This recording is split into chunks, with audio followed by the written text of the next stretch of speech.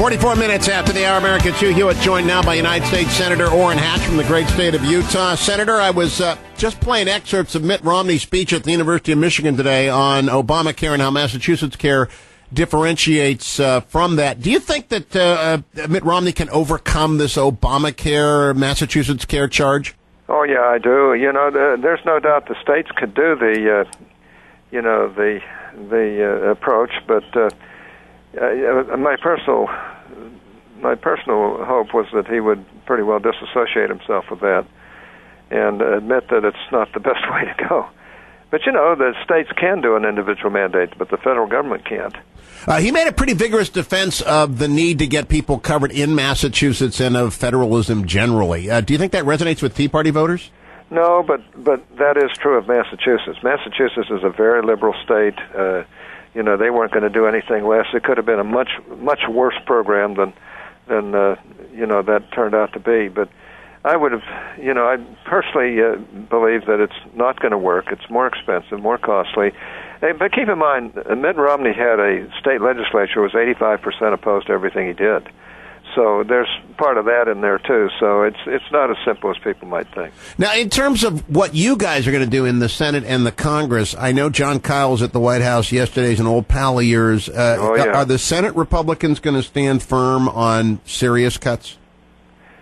You're doggone right we are. I'll tell you, it's hard to believe that the Democrats, their answer to everything is let's raise taxes.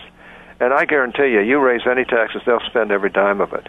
The worst thing right now is that, they finally came to the conclusion. I've been saying this for 2 years, ever since President Obama got in. When President Obama became president, the bottom 40% of all taxpayers did not pay any income taxes. Now that's up to 51% in just 2 years. And by the way, then they'll say, well, but they pay payroll taxes. Well, we all do. That's Social Security. But 24 million of them get more subsidies from the government than they pay in payroll taxes. So not only do they not pay income taxes, they don't pay payroll taxes. And we're getting a country where I think the Democrats are trying to take that to 60% of people who just don't have any skin in the game and really don't do anything as far as helping to support the country, and think that the almighty federal government is the last answer to everything. This is I hate to think that that's their legitimate scheme. But and that they're really doing this out of goodness of their hearts. They're not. They're doing it for control, in my opinion. Now, will the Republicans, though, risk the market chaos that a debt ceiling crisis could trigger? I think we have to. I think the American people are starting to come to the conclusion that, hey, something drastic has to be done.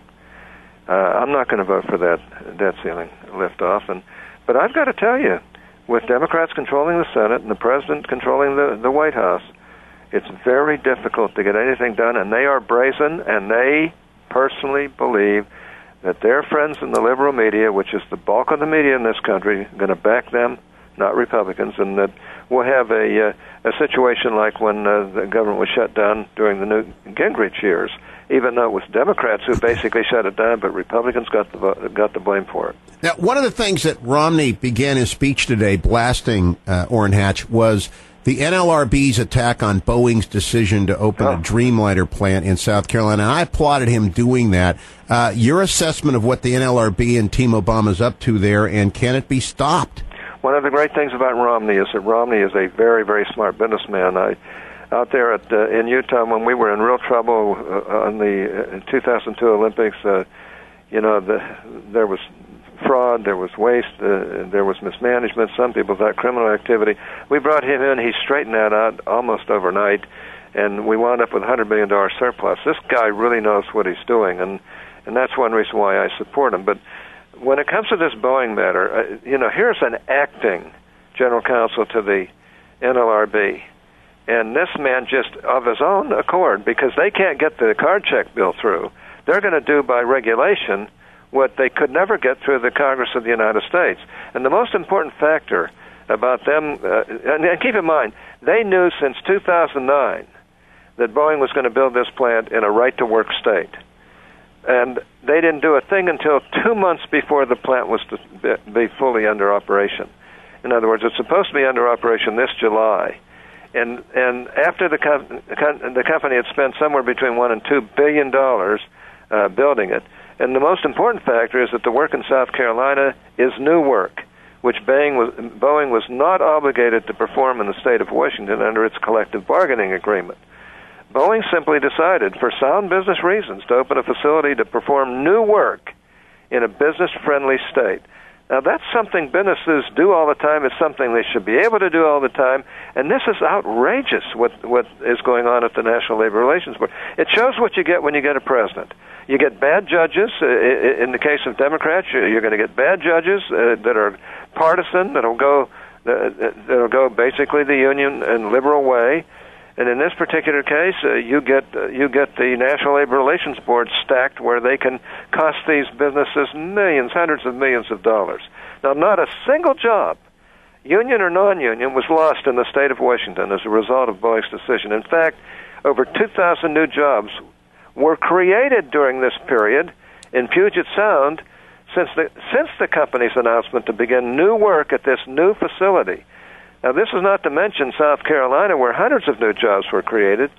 And the added jobs in Washington plus added jobs in South Carolina sounds like a win-win for American workers to me. Do you think you can get the NLRB? I mean, do you hear from your Democratic colleagues that the president is overreached and that Obama has to back off the attack on Boeing?